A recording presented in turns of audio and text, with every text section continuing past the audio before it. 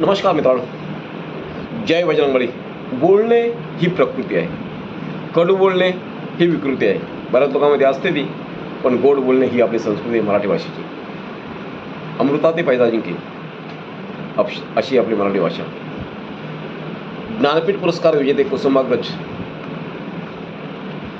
म्हणजे विष्णू वामन शिरवाडकर. साहित्य आणि क्रिकेट हे दोन त्यांच्या आवडीचे विषय. त्यांनी वृत्तपत्रात नोकरी करून स्वातंत्र्यासाठी वैचारिक जागृतीपर लेखन केले. अतिशय मृदुभाषी प्रसन्न वृत्तेजक कुसुमाग्रज. त्यांनी इंग्रजाविरुद्ध मात्र जहाल भाषा वापरली. कादंबरी, ललित लेखन, वीज म्हणाल धरतीला हे त्यांच्या झाशीच्या राणीच्या जीवनावरील काव्यप्रचूर नाटक.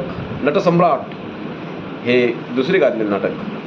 नाटककार म्हणून त्यांची कारकीर्द यशस्वी आहेच, परंतु मराठी साहित्यप्रेमींना एक कवी कुसुमाग्रज म्हणून जास्त प्रिय आहेत. साहित्य सेवेसाठी त्यांना ज्ञानपीठ पुरस्कारसुद्धा मिळाला. सन 1964 गोव्यामध्ये भरलेल्या साहित्य संमेलनाचे ते अध्यक्ष होते. महाराष्ट्रातील साहित्यिक संस्कृतीचे ते एक अनमोल रत्न होते. अवकाशातील स्वर्गदारातील तारा या खुणीने ओळखल्या जाणाऱ्या ह्या ताऱ्यास 1996 कुसुमाग्रज तारा हे नाव देण्यात आले. धन्यवाद मित्रांनो. मराठी भाषेच्या हार्दिक हार्दिक शुभेच्छा. नमस्कार मित्रांनो, जय बजरंगबली. बोलणे ही प्रकृती आहे, कडू बोलणे ही विकृती आहे.